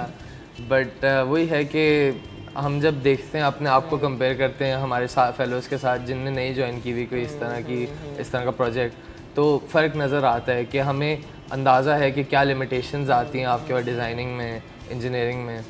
लेकिन ओवरऑल अच्छा एक्सपीरियंस है, बहुत फ़ायदे की चीज़ होती है। सही। साथ साथ हम ये भी देख रहे हैं कि इससे पहले भी काफ़ी ज़्यादा रिसर्चेज हो चुकी हैं इस वक्त जो है, और काम भी हुआ है पाकिस्तान के और भी नस्ल से ही बहुत सारे बच्चे यहाँ शो में भी आ चुके हैं और डिफरेंट प्लेटफॉर्म्स पे भी जा चुके हैं। डिफरेंस और कोर चीज़ें हैं जो है ना वो अब एडवांसमेंट्स क्या क्या लेकर आप लोग आ रहे हैं इस नए मॉडल में, उसके बारे में बताइए। अच्छा, ये हमारी नवी गाड़ी है हमारी टीम की, और ये पाकिस्तान की पहली फार्मूला स्टूडेंट हाइब्रिड व्हीकल है जो हम लोगों ने पहली दफ़ा नस्ट फार्मूला स्टूडेंट टीम बना रही है। इससे पहले किसी टीम ने नहीं बनाई। तो ये एक काफ़ी अच्छा इनिशिएटिव है जो हमने स्टार्ट किया था कि हम कंबशन से अब हाइब्रिड की तरफ शिफ्ट हो गए, तो वो एक अच्छी चीज़ है। हाइब्रिड तो वैसे भी जो है ना वो बहुत ज़्यादा इस वक्त पॉपुलर है और वक्त की ज़रूरत भी है, तो यकीनन ये एक अच्छा फ़ीचर है। क्या अच्छा दीगर ये जो फार्मूला है उस पर कार पे काम करते हैं आप लोग, वो तो ठीक है आप लोग कर ही रहे हैं, लेकिन क्या मज़ीद भी प्रोजेक्ट साथ साथ कंसिडर कर रहे होते हैं या अभी सारा फोकस इधर ही है? अभी करंटली तो सारा फोकस इसी पे है, बिकॉज अभी ये चीज़ ऐसी है कि बिल्कुल लास्ट स्टेजेस में ऐसे इंशाल्लाह कंप्लीट कर लें, बट साथ में हमारे वो सेमेस्टर की भी अभी फाइनल्स वगैरह देखते हैं, वो प्रोजेक्ट्स अंदर की भी होते हैं, बट मेन चीज़ हमारी अभी यही है जो स्टडीज़ तो नहीं कॉम्प्रोमाइज़ होती हैं आयशा? नहीं, मैनेज हो जाता है, क्योंकि जब आपके पास एक पैशन होता है कि आपको एक आपकी ड्रीम होती है कि आपने इसको फाइनल प्रोडक्ट देखना है, ठीक है, और इसको compete करना है दूसरी टीम्स के साथ, तो आई थिंक आपको एक ड्राइव फोर्स मिल जाती है कि आपने स्टडीज़ को भी और अपने प्रोजेक्ट जो आपकी टीम है उसको भी साथ लेकर चलना है, तो नहीं, आई थिंक नहीं होती। सही। तो अभी यकीनन अभी कितने लोगों की टीम जो है वो जाएगी और उसको प्रोजेक्ट करेगी इन द एग्जीबिशन? कौन कौन उसमें शामिल है? हमारी टोटल टीम तकरीबन 40 to 50 लोगों की है, बट आई गेस अराउंड 20 हमारे रिप्रेजेंटेटिव्स जाएंगे यूके इंशाल्लाह। आप लोगों के साथ जो लोग काम कर रहे हैं वो पास आउट्स हैं, अभी पढ़ रहे हैं, किस तरह की जो है ना वो टीम है? जो अभी टीम है वो सारे अंडर ग्रेजुएट्स हैं जो हमारे साथ काम कर रहे हैं, फर्स्ट ईयर के, सेकंड ईयर के, थर्ड ईयर के, ये सब काम कर रहे हैं। और आई थिंक टीम की एक अच्छी बात है कि चाहे आप फर्स्ट ईयर के स्टूडेंट हो या फिर फाइनल ईयर के स्टूडेंट हो, हम सब साथ मिलकर बैठ रहे होते हैं और जितनी भी डिज़ाइनिंग एस्पेक्ट होता है उन सब चीज़ों पर डिस्कशन हो रही होती है। तो अभी जो सब काम कर रहे हैं वो सारे अंडर ग्रेजुएट्स ही हैं, और जो पास आउट हैं वो हमारी हेल्प कर लेते हैं, लेकिन वो परमानेंटली टीम का पार्ट नहीं हो, मतलब टीम में काम नहीं कर रहे होते। टीचर्स का कोलैबोरेशन कैसा है? टीचर्स का ऐसा जिसमें इनपुट नहीं आता, बिकॉज ये एक एक्स्ट्रा करिकुलर चीज़ हो जाती है ना, तो ये मोस्टली आफ्टर यूनिवर्सिटी आवर्स होती है हमारा सारा काम। सही। लेकिन यूनिवर्सिटीज़ में आप लोगों को प्रोवाइड करी होती है स्पेस, ये सब चीज़ें, क्योंकि वहाँ पे रिसर्च और नॉल का भी काम हो रहा है, लैब्स बनाए गए हैं, इससे पहले भी ये चीज़ें मुझे बताई थी। तो क्या है उसमें, किस तरह से सिस्टम वो चल रहा होता है? हमारी यूनिवर्सिटी ने हमें एक तो एक गराज प्रोवाइड करा हुआ है जिधर हम अपने सारे वो मैन्युफैक्चरिंग वाले काम करते हैं, और एक ऑफिस है हमारा जहाँ पे हम सारी अपनी बेसिकली डिज़ाइनिंग करते थे डिज़ाइन फेज में अपने। आगे जो है वो क्या मज़ीद गोल्स हैं इस चीज़ों को लेकर, या फिर आगे ये प्रोजेक्ट हो जाए तो उसके बाद ही पहले पढ़ाई करेंगे उसके बाद देखेंगे, क्या आयशा थॉट्स हैं? अच्छा, पढ़ाई और टीम यूजुअली साथ साथ चल रही होती है, लेकिन हम लोग हर साल कोशिश करते हैं कि हर साल हमारी जो गाड़ी बने वो एक इंजीनियरिंग कॉन्सेप्ट के हिसाब से बेहतरीन हो, हम अपना मैक्सिमम दें। तो यही होता है कि जो अगला कमिंग प्रोजेक्ट है उसमें हम मैक्सिमम इंजीनियरिंग कॉन्सेप्ट्स को पिच कर सकें और अच्छी अच्छी चीज़ें जो है वो उसमें इंटीग्रेट कर सकें। इस प्लेटफॉर्म से आप कुछ कहना चाहते हैं और अपने एग्जीबिशन के लिए जो है वो? बस यही कि सब दुआ करें कि इंशाल्लाह हमारी टीम सक्सेसफुल हो अपने इस एंडेवर में और हम पाकिस्तान का नाम इंशाल्लाह और आगे लेके जा सकें इंशाल्लाह ताला। Thank you so much Riya for coming in the show, and Ayesha, आप दोनों ने वक्त दिया, आप दोनों का बहुत शुक्रिया। यही है कि आप लोग जल्द से जल्द जो है वो अपने प्रोजेक्ट को कंप्लीट करें, अच्छे से करें और पाकिस्तान का नाम दुनिया भर में रोशन एक दफ़ा फिर जीत कर आएँ। जैसे हम देखते हैं कि फार्मूला कार्स में हम जब भी एग्जीबिशंस में जाते हैं तो पाकिस्तानी तलबा उसमें आउटशाइन और आउटस्टैंड कर रहे होते हैं। तो हम यहाँ पे ब्रेक की तरफ बढ़ेंगे, ब्रेक के बाद हाजिर होंगे।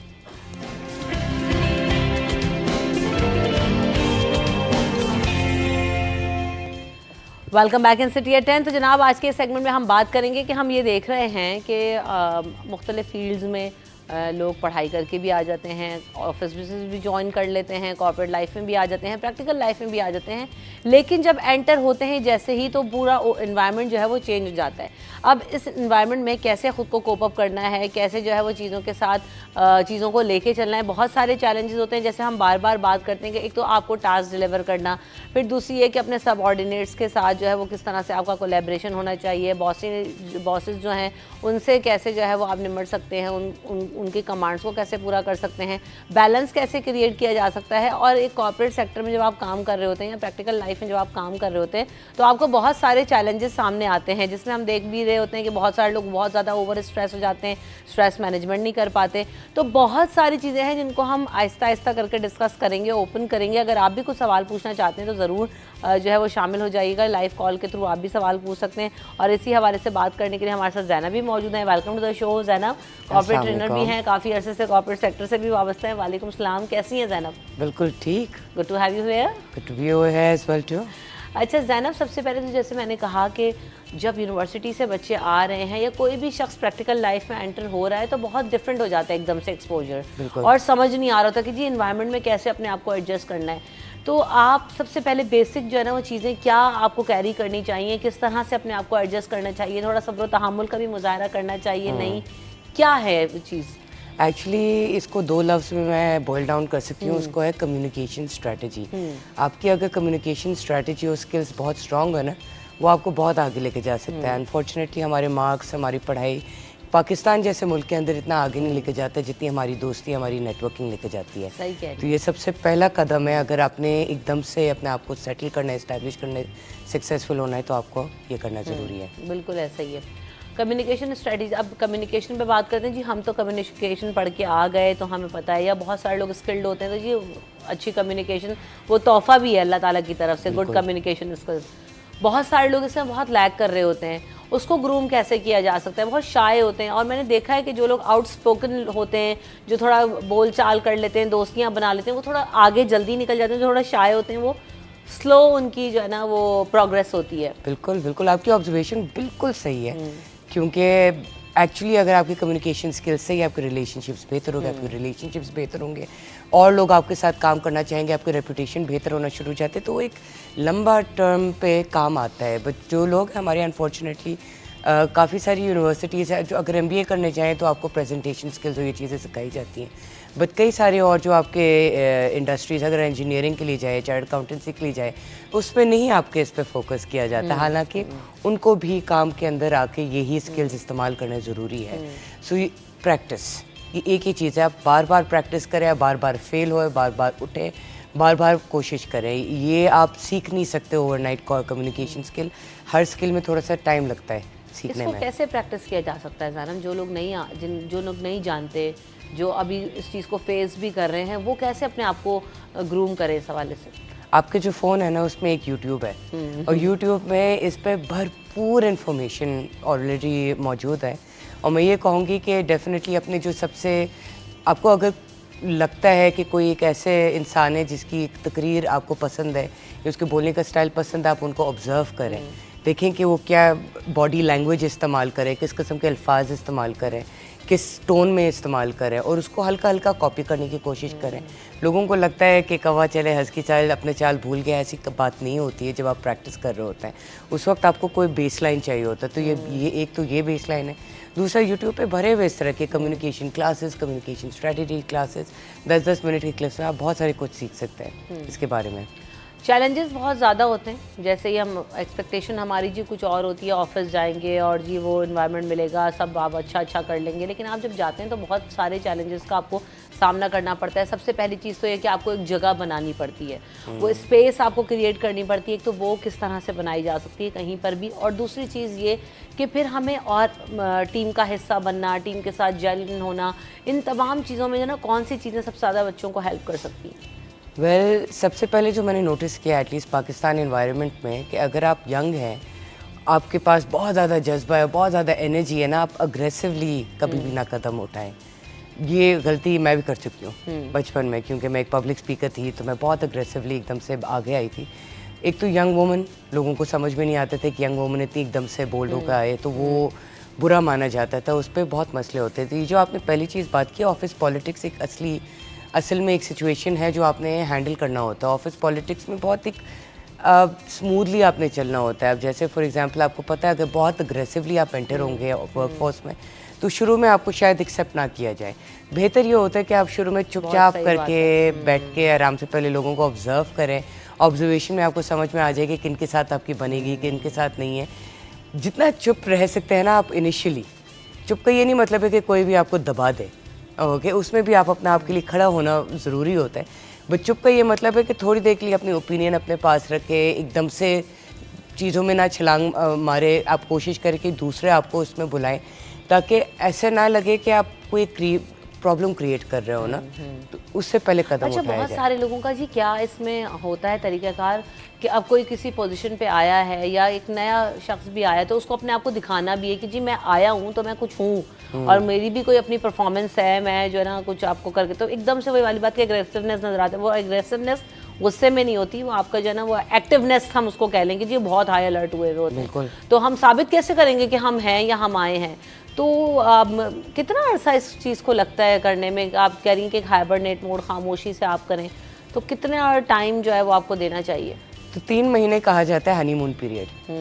तो आपके 3 महीने जब गुजर जाते हैं ना, तो पहले मसाइल और पहले जो आपके फड्डे बोल सकते हैं ना, वो आपके पहले 3 महीने के अंदर ही हो जाता है। उसमें साबित हो जाता है कि कौन आपके साथ है, कौन आपके साथ नहीं है, ये सारी चीज़ें क्लियर हो जाती हैं। तो इस पीरियड में आप थोड़े से हल्के आते हैं, आप थोड़ी सी हल्की आवाज़ में बात करते हैं, हर चीज़ थोड़े से स्लो तरीके से चलता है, और फिर उसके बाद आप थोड़ा सा और अग्रेसिव अपना नेचर दिखा सकता है आहिस्ता आहिस्ता।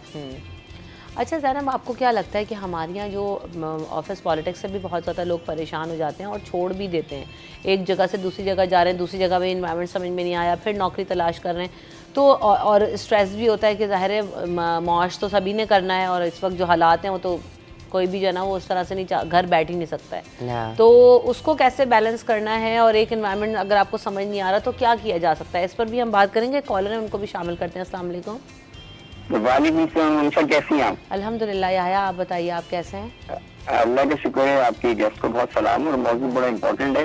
और हम सब बात ये है कि वाकई बड़ा मुश्किल होता है बैलेंस करना, जैसे इन्होंने भी कहा था कि कहते हैं ना वो हनीमून पीरियड ओवर, तो फिर जब वो हनीमून पीरियड ओवर होता है तो फिर दुनिया की जो हकीकत की जिंदगी में आप वापस आते हैं, तो उस वक्त आपको पता चलता है कि आप एक दूसरे को कितना बर्दाश्त कर सकते हैं, किस तरह चीजों को साथ लेके चलते हैं। मेरी नजर में बात ये कि जैसे मैं तो खैर अपना बिजनेस करता हूँ, लेकिन बात ये कि वहाँ भी ऐसे होता है कि जब आप किसी जगह आप एनवायरनमेंट पे बैठे होते हैं, स्ट्रेस ले रहे होते हैं, या बहुत सारे मसाइल आजकल आपको पता है कारोबार के लिए, लेकिन मेरी नजर में आप अपने जो मामला है ना कारोबारी, वो आपको वहीं छोड़ के आने चाहिए। आप घर में जब पहुंचे तो वो उसकी झलक आपके बच्चों पे या आपकी बीवी पे नहीं नजर आनी चाहिए कि आप उस पर रिएक्ट कितना कर रहे हैं, कि बच्चे मिलकर घबरा रहे हैं कि यार ये अब्बा को पता नहीं किस मूड में है, तो ये चीज नहीं होनी चाहिए। और दूसरी जो बात है वो मुझे इसे ये पूछना है कि देखिए बात ये बैलेंस लेके चलना बड़ा मुश्किल काम होता है। हम जो इसको इस स्ट्रेस को मैनेज किस तरह कर सकते हैं, क्योंकि जब सारे ऑफिस के मामला को वर्किंग इन्वायरमेंट आपकी अगर फर्स्ट को अच्छी नहीं है, घर में आके हम उस पर दूसरों पे अपना गिराते हैं, और इसी तरह जो घर वाले हैं जब वो देखते हैं कि भाई बंदा थका हुआ है या उसका कुछ मूड ऐसा है, तो उनको किस तरह बिहेव करना चाहिए, इस चीज को बैलेंस कैसे करते हैं, यही मेरा सवाल। ठीक है, बहुत शुक्रिया याया, आपने पहले याया के सवाल के जवाब ले लेते हैं कि फिर वो स्ट्रेस मैनेजमेंट वाली बात आ गई ना कि ऑफिस स्ट्रेस है, वर्क स्ट्रेस है, और वो फिर घर आते हैं तो फिर वो कंटिन्यू हो रहा होता है, उसको कैसे मैनेज किया जा सकता है ज़ैनब? ये एक stress management is not a simple कि आपने एक चीज़ की और पे हो गया स्ट्रेस खत्म। ये आपको भी, हम सबको पता है कि गुस्सा भी जब आ रहा होता है ना, उस वक्त कोई आपको अच्छे अल्फाज भी बोल रहे हैं तब भी आपका दिल नहीं चाह रहा होता। अब सुने, पहली चीज़ ठंडे हो जाए। इसमें हमें हमारे बहुत ही खूबसूरत रिलीजन के अंदर सिखाया जाता है कि आप खड़े हुए हो तो आप बैठ जाएँ, बैठे हुए तो खड़े हो जाए, अपना पोजीशन बदले सबसे पहले। ओके, दूसरी चीज़ पानी पिएं, पहले अपना गुस्सा कम करें। किसी सिचुएशन में अगर आपके किसी के साथ ऑल्टरकेशन हुई है, कि कोई कॉन्फ्लिक्ट हुआ है काम पे, तो आप थोड़ी देर के लिए 10 मिनट एक और जगह चले जाए, एक और कमरे में, अपने आप को ठंडा करें, ताकि उस वक्त जो आप डिसीजन लेंगे ना, आप गलत डिसीजन ना लें। गुस्से में आप हमेशा इमोशनल डिसीजन लेते हैं, काम में कोई जगह नहीं इमोशन की, राइट। सो आपने उधर बड़ा कंट्रोल करना होता है, तो सबसे आसान तरीके से पहले अपने आप को अलग कर दें, अपने आप को ठंडा करें, फिर बैठ के सोचें क्या ये ऐसा मसला है जिसमें ज़रूरत है मुझे अपनी एनर्जी इस्तेमाल करने की, या ये ऐसे लोग तंग कर रहे हैं, या ये ऐसी पॉलिटिक्स है, तो उस पर फिर आपने उसको साइड पर करना है। अगर ये एक ऐसा कॉन्फ्लिक्ट है जहाँ आपको ज़रूरी है आपने कदम उठाने, तो पहले इससे बेहतर है कि प्रिपेयर करके जाए कि ये मुझे पता है कि ये मसला है, इसके पीछे इनको ये चाहते हैं, मैं अपने फेवर की तरफ किस तरह इसको लेकर आ सकता हूँ। इसमें अगेन कम्युनिकेशन स्ट्रेटजी आते हैं, कॉन्फिडेंस आती है, बहुत सारी चीज़ें आती हैं। फिर यह है कॉन्फ्लिक्ट मैनेजमेंट, ये एक हिस्सा है स्ट्रेस मैनेजमेंट का। अब कॉन्फ्लिक्ट ख़त्म हो गया, उसका स्ट्रेस फिर भी रहता तो है, एड्रेनलिन आपका पंप हो रहा है बॉडी में, कॉर्टिसोल पंप हो रहा है बॉडी में, उसके लिए मेडिटेशन बड़ा ज़रूरी है। लोग मेडिटेट नहीं करते हैं, पाकिस्तान में मेंटल हेल्थ का इम्पोर्टेंस नहीं दी जाती, हालांकि हाथ काटते पाँव काटते फिर भी काम चले जा सकता है, मगर आपका अगर भेजा गया तो फिर देन आप तो काम पे भी नहीं जा सकते। तो मेंटल हेल्थ पे काम करना ज़रूरी है ना ज़ैनब। हम ये स्ट्रेस जो है वो आपकी मेंटल हेल्थ को सबसे ज़्यादा ख़राब करता है, और हम ये नहीं समझ ही नहीं पा रहे होते कि जो स्ट्रेस हम ले रहे हैं, टेंशन हो रहा है, इससे किस हद तक जो है ना दिमाग ख़राब हो, नहीं ये नहीं करेंगे, छोड़ देंगे तो कैसे होगा। कोई काउंसिल नहीं करना चाहता, कोई मेडिटेट जैसे आपने कहा नहीं करना चाहता, अपने दिमाग को रिलैक्स नहीं करना चाहते, ब्रेक नहीं लेना चाहते। तो अब वो ब्रेक भी क्या है जी, अगर छुट्टी है तो सो गए, तो हम इसको ब्रेक समझ, ठीक है आप सोएं, उसमें कोई एतराज़ नहीं है, थकन होती है सारे हफ्ते की होती है, लेकिन आप क्या समझती हैं कि ये क्यों हम लैग करते हैं अभी तक इन चीज़ों में? एक्चुअली हमारी जो तरबियत है ना, इसमें बड़ा मसला होता है। हमारे यहाँ ये है कि गुस्सा अगर आपको आता है तो गुस्सा निकालना ज़रूरी है दूसरे के ऊपर। That is the biggest issue that we have. ऐसा ही है। हमें लगता है कि घर जाएंगे तो घर जाके अपने ख़ानदान वाले पे गुस्सा निकाले। और मैंने कई दफ़ा लोगों को सुनते हुए मैंने देखा है उनको बोलते हुए कि हमारा हक है इन पे गुस्सा निकालना, और कहाँ निकालें गुस्सा। तो आप एक्सरसाइज कर सकते हैं, आप पंचिंग बैग खरीद कर रखते हैं, आपके इतने सारे तरीके हैं गुस्से निकालने के जो हेल्दी तरीके हैं। जर्नलिंग करें, आप चले जाएं माउंटेनियरिंग के लिए, थोड़ा सा आप निकल जाए शहर से एक दिन के लिए, आधे दिन के लिए। ज़रूरी नहीं है आप लोगों के ऊपर से निकालें। अब ये हमारे ये एक सोसाइटल इशू है हमारे यहाँ कि गुस्सा हम लोगों पर निकालते हैं, गुस्सा हम उसको रिजॉल्व नहीं करते हैं। अच्छा, और गुस्से से कॉर्टिसोल बढ़ती है। इसमें एक और चीज़ ये भी हो रही है कि जो नीचे पोजीशन पे है ना, उसके लिए और ज़्यादा मुझे ऐसा लगता है कि मुश्किल होता है अपना गुस्सा निकालना, या जो भी तरीका है वो क्या हो रहा है कि जो अपर लेवल के लोग हैं, मैनेजमेंट के लोग हैं, बॉसेज हैं, जो भी आपके जो टीम मेंबर्स हैं, आप अपने से नीचे वाले लोगों को किसी ना किसी तरह से ट्रांसफ्यूज कर देते हैं और वो उनका तो निकल जाता है। अब वो जो नीचे वाला है वो और दबे जा रहा है। बिल्कुल, वो ज़्यादा स्ट्रेस आउट होता है जिसने एक्चुअली काम करना है। करवाने वाले ने तो जी आपको कह दिया और हो गया। तो ये जो और फिर अंडरस्टैंडिंग भी थोड़ी ज़ाहिर है, बाय द टाइम इंसान मेच्योर होता है, बाय द टाइम इंसान जो है वो चीज़ों को कोप अप कर सकता है। तो यहाँ पर और ज़्यादा मसाइल पैदा होना शुरू हो जाते हैं since the very young age. तो उसको नहीं समझ पा रहे होते लोग। हम इसके भी बारे में भी बात करेंगे, लेकिन पहले ब्रेक ले लेते हैं। ब्रेक के बाद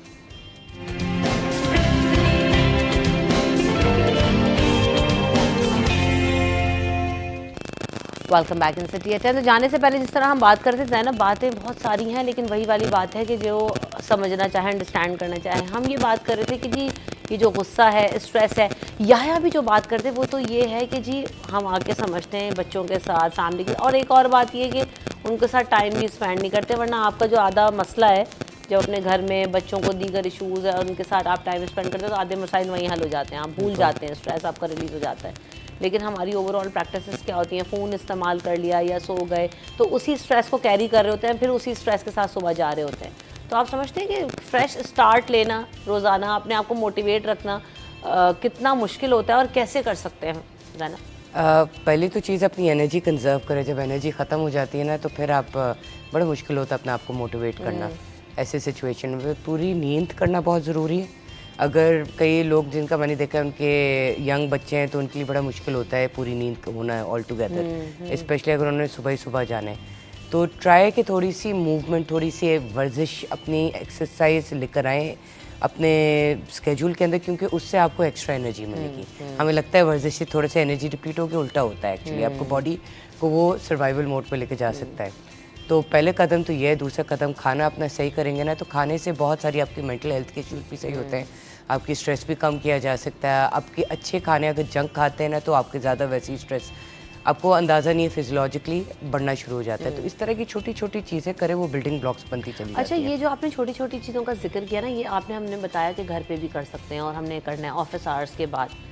मैंने वहाँ ये भी कल्चर देखा है कॉर्पोरेट सेक्टर में ज़्यादातर। हमारे यहाँ मीडिया इंडस्ट्री में इसका रुझान कम है। एक चैनल आया जिसने इंट्रोड्यूस कराया और मुझे तो खैर पर्सनली वो बहुत पसंद आया था उनका कल्चर, लेकिन अनफॉर्चुनेटली उसको भी चलने नहीं दिया गया। होता क्या है, अमूमन अच्छे सेक्टर्स में मैंने देखा है कि वहाँ पर उन्होंने जी गेमिंग जोन्स बनाए हुए हैं, ठीक है, और आपका जो है अच्छा कैफेटेरिया बनाया हुआ है जहाँ पे आपको अच्छा साफ़ सुथरा खाना भी मिल रहा है। आप गेमिंग के लिए भी जा सकते हैं, आपके पास सैलून सर्विस भी मौजूद है, आप वो भी उससे अवेल कर सकते हैं। तो हो क्या रहा है कि आपका दिल लग रहा है किसी ना किसी तरह ऑफिस में, आप टीम अप हो रहे हैं अपने कलीग्स के साथ, अपने फिर आपका बॉस भी आके कभी खेल रहा है, आपके साथ खाने पे बैठ गया है। तो आपको क्या लगता है कि जब तक ये बॉन्ड नहीं होगा, मेरा अपनी टीम के साथ बॉन्ड ना हो, वो मुझे ना समझे, मैं उन्हें ना समझूं, तो हम यकीन करें शो नहीं कर सकते। बिल्कुल। तो आप क्या समझती हैं ज़ैनब कि इन चीज़ों से ये चीज़ें क्या रियली मैटर कर रही होती हैं ज़ैनब किसी भी कॉर्पोरेट और वर्किंग एनवायरनमेंट में? इनकी क्या कंट्रीब्यूशन है?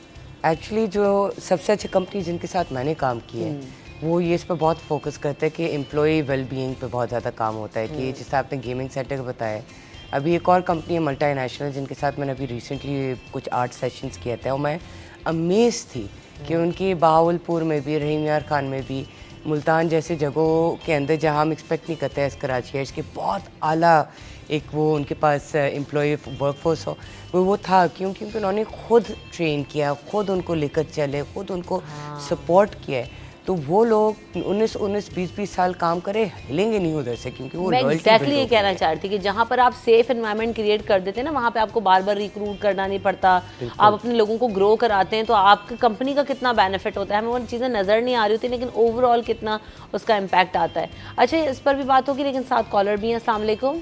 जी अस्सलाम वालेकुम। वालेकुम सलाम। कौन बात कर रही हैं? मैं सैयदा नाज़िया बात कर रही हूँ। आपका टॉपिक बहुत ही इंटरेस्टिंग है। I just have one simple question. अभी आप लोग कल्चर की और वेलबींग की बात कर रहे हैं। So as women managing work life balance during work space in corporate culture specially बहुत मुश्किल होता है, लेकिन पोस्ट कोविड हमारे लिए काफ़ी कंपनी कल्चर अभी पैराडाइम अपना शिफ्ट कर रहा है। And how do you feel कि इसमें हम लोग being of the gender that we are, how can we enforce the requirement कि हमारी एसेंशियल वर्क लाइफ बैलेंस के लिए हमारी वेलबींग का कल्चर का पार्ट होना बहुत एसेंशियल है। तो इससे हमारी रिटेंशन भी और हमारी प्रोफेशनल ग्रोथ भी essentially if we are taken as an asset.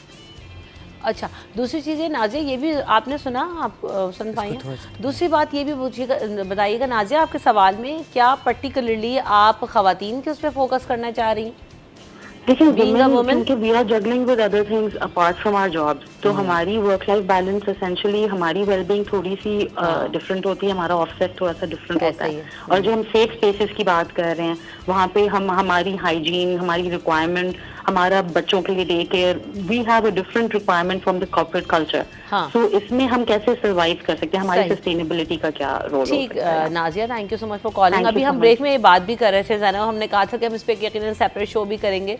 ख़वातीन के लिए नाजिया भी यही पूछना चाहती हैं कि जब हम सेफ एनवायरनमेंट की बात करते हैं, अच्छे एनवायरनमेंट की बात करते हैं, और ख़वातीन के लिए कोप अप करना, उसमें ग्रो करना, वो पूछ रही हैं कि थोड़ा सा मुश्किल होता है, क्योंकि हमने घर भी देखना है, बच्चा भी देखना है, उसके साथ भी काम करना है। अगर जैसे पोस्ट कोविड भी देखा कि अगर ऑनलाइन भी घरों से काम करें, तो आपको पता है कि कितना कुछ चल, घर पर भी आप दूसरी जगहों पर भी ऑक्यूपाइड है। तो उसमें ज़ैनब ख़वातीन का ग्रो करना, वो सब चीज़ें कैसे हो सकती हैं? और फिर ये कि उन्होंने भी कहा कि अगर बच्चा छोड़कर आ रहे हैं, मैं अपना बेबी यहाँ पर होता है, तो मुझे भी वहाँ पे हो रहा होता है, क्या क्यों क्या कैसे, तो किस तरह से जाना इसको मैनेज किया जा सकता है ख़वातीन के लिए? और फिर ज़ाहिर उनको भी ग्रोथ चाहिए, सब चीज़ें। पहला कदम अपने हकूक़ जाके थोड़ा सा पता करें। एक तो आपके 2010 में harassment at work place act आया था, उसमें टॉक्सिक वर्क प्लेस के ऊपर पूरी एक डेफिनेशन लिखी हुई है कि व्हाट कॉन्स्टिट्यूट एज अ को टॉक्सिक वर्क प्लेस। सिर्फ हिरासा के ताल्लुक में नहीं, बट उसके अलावा भी वो डिस्क्राइब करता है कि टॉक्सिक वर्क प्लेस को किस तरह अवॉइड करना, वो आइडेंटिफाई हुआ था। तो this is against the law. आप ओम्बुड्समैन के पास जा सकते हैं इसके against, and this I seen a lot of women actually use this to make their environment better. Number 2 आपका है कि SECP ने अभी रोल आउट किया है रेगुलेशन। उन्होंने एक पेपर पब्लिश किया है इस पर, ESG एनवायरमेंटल सोशल गवर्नेंस। इसके अंदर DEI भी आती है, डाइवर्सिटी इंक्लूजन एंड एक्विटी, यानी कि अब कंपलसरी हो गए कंपनीज पे 2026 onwards to do something about it. तो उन पर नज़र ऑलरेडी आ चुकी है, बहुत सारे प्राइवेट और पब्लिक लिमिटेड कंपनीज। आप इसके ऊपर थोड़ा सा पढ़े, इस रेगुलेटरी फ्रेमवर्क पे जो ESG के ऊपर पेपर उन्होंने निकाला है, उसमें आपको बहुत सारी ऐसी चीज़ें मिलेंगी जो आप इस्तेमाल कर सकते हैं जब आप अपना केस बना रहे हैं कंपनी के सामने। और फिर number 3 CEDAW, the convention against discrimination against women, जो आपका है एक कन्वेंशन, इसके बारे में पढ़े। जब आपको इन अपने हकूक़ के बारे में पूरे तरीके से पता हो, फिर आप कंपनी के पास बहुत एक अच्छा केस बना के जा सकते हैं, पहली चीज़। दूसरी चीज़, अपने जितने भी whatever you require, right it down and make sure कि आपके सिग्नेचर्स हों, आप बाकी भी लोगों को इन्वॉल्व करें। आप ग्रुप में जब आएंगे, आपकी निगोशिएटिंग और बार्गेनिंग पावर बेहतर होगी। तो इस तरीके से 2-3 कदम आपको लेने पड़ेंगे साथ मिलकर, जिसमें फिर आप थोड़ा सा एक प्रेशर ग्रुप बना सकते हैं inside the company to create all of these things जो आप रिक्वायर करते हैं। लेकिन ये भी एक मुश्किल काम होता है। अमूमन क्या होता है, उस वक्त जब आप मुंह ज़बानी बात कर रहे होते हैं तो सब आपके साथ होते हैं, जब आप प्रैक्टिकली कुछ करने जा रहे होते हैं तो सब बैक ऑफ कर जाते हैं। वो जो अकेला बंदा जो खड़ा होता है वो बुरा बन जाता है, और बाकी सारे लोग जो है वो पीछे अच्छे बन के बैठ जाते हैं। तो ये भी हमारे यहाँ कल्चर है जो मैंने देखा है, और हर इदारे में ऐसा कुछ ना कुछ ज़रूर हो रहा होता है, जो छोटी सतह पर हो रहा हो या ऊंची सतह पर हो रहा हो। तो और फिर वो जो अगला बंदा है वो आइसोलेट हो जाता है। तो और वैसे भी डिफरेंट तरह में हमने देखा है कि आइसोलेशन को कैसे फेस कर सकते हैं ऑफिस एनवायरनमेंट में। इस पर भी हम बात करेंगे ज़रा, बट आफ्टर दिस ब्रेक।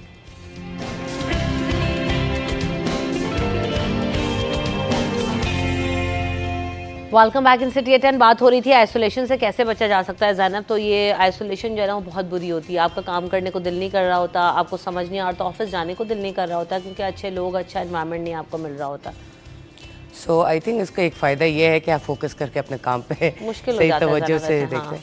मुश्किल होता है बट आइसोलेशन एक साइकोलॉजिकल सिचुएशन है, टू बी वेरी ऑनेस्ट। आप ये देखें कि आप ऑफिस के बाद आपके पास कोई फ्रेंड्स ग्रुप है, आपके पास और लोग हैं जिनके पास आप जाके अपने सोशल नीड्स पूरे कर सकते हैं। आप अगर वो कर सकते हैं तो अपने काम पे भी फोकस कर सकते हैं पूरे तरीके से at the work place. So isolation उसकी आपके पर्सपेक्टिव के ऊपर, अगर आप पॉजिटिव उसमें देखना चाहें तो आपको पॉजिटिव भी मिल जाता है उसके अंदर। अगर आप नेगेटिव देखना चाहें तो आइसोलेशन हो ना हो, इधर way you will always find A negative. तो ये ज़रा माइंडसेट के बारे में थोड़ी सी एक कहानी आती है इसमें। अच्छा, वेरी क्विकली नाजिया ने भी जो सवाल किया था उसमें कहा था हम भी ब्रेक में बात करते हैं, वो बात मेरे दिमाग से निकल गई थी। जैसे ख़वातीन के वर्किंग एनवायरनमेंट के हवाले से हम बात कर रहे थे, फैसिलिटीज़ की वजह से भी हमने बात की कि अच्छा कैफ़ेटेरिया, अच्छा जो है ना वो गेमिंग जोन होना किसी भी ऑर्गेनाइजेशन में बहुत मैटर कर रहा होता है और आपको पूरा कल्चर डिफरेंट हो जाता है उसकी वजह से। ये आप क्या समझती हैं कि डे केयर्स होना ख़वातीन का, जैसे भी नाजिया ने सवाल किया, वो किस हद तक हेल्पफुल हो सकता है और कितना बड़ा कंट्रीब्यूशन हो जाता है? जैसे आपने भी कहा कि इक्विटी की बात हो रही है अब, तो उसके लिए तो मैं समझती हूँ कि हर जगह पर ये चीज़ ज़रूरी है। बिल्कुल बिल्कुल, बहुत ज़रूरी है। बिकॉज यंग मदर्स जो कि सबसे अपने प्राइम टाइम पर है ना, बिटवीन 20s एंड 30s, ये टैलेंट ज़ाया हो रहा है क्योंकि उन पर एक्स्ट्रा स्ट्रेस डालते हैं वर्क प्लेस में विदाउट गिविंग फैसिलिटी। फैसिलिटी देंगे अगर आपको पता है, आप खुद एक मदर है, आप वर्किंग मदर है, आपको पता है कि अगर आपका बच्चा स्ट्रेस में है तो आप नहीं फोकस कर सकते काम पे। ये हर माँ का ये एक सिचुएशन है। तो अगर ऐसे सिचुएशन है तो आप उसे प्रोडक्टिविटी कैसे मांग सकते हैं? आप मांग ही नहीं सकते। आपको उनको एक इस तरह का देना पड़ता है डे केयर सेंटर जिसके अंदर उनको पता है उनके बच्चे सेफ भी हैं, खाना भी सही मिल रहा है, हर तरीके से वो मॉनिटर कर सकते हैं, राइट। और बहुत सारे जो अच्छे कंपनीज हैं ना वो सब के सब इसको इस्तेमाल करते हैं। उसके अलावा उस और भी फैसिलिटीज़ है, मैटरनिटी लीव है, पीरियड लीव है, बहुत सारे इस तरह की लीव है जो बात की जा रही है अभी राइट नाउ, एंड कंपनीज उसके ऊपर एक्चुअली एक्शन ले रहे हैं और उससे क्या हो रहा है, प्रोडक्टिविटी बढ़ी उन औरतों की। लेकिन ज़रा वो क्या रहा है, हमारे यहाँ बहुत कम वही वाली बात है कि रूल्स मौजूद हैं, लॉज मौजूद हैं, लेकिन अमल दरामद नहीं होता। जैसे आपने हैरेसमेंट की बात की, सब जानते हैं रूल्स मौजूद हैं। जैसे आपने कहा कि राइट्स की बात की, वुमेन राइट्स के हवाले से आपने कहा कि आवाज़ उठाओ, वो कहेंगे आपको समझ नहीं आता। फैसिलिटी है, मैं डे केयर की बात करूँ, XYZ कहेंगे आपको समझ में नहीं आता, आप चले जाएं।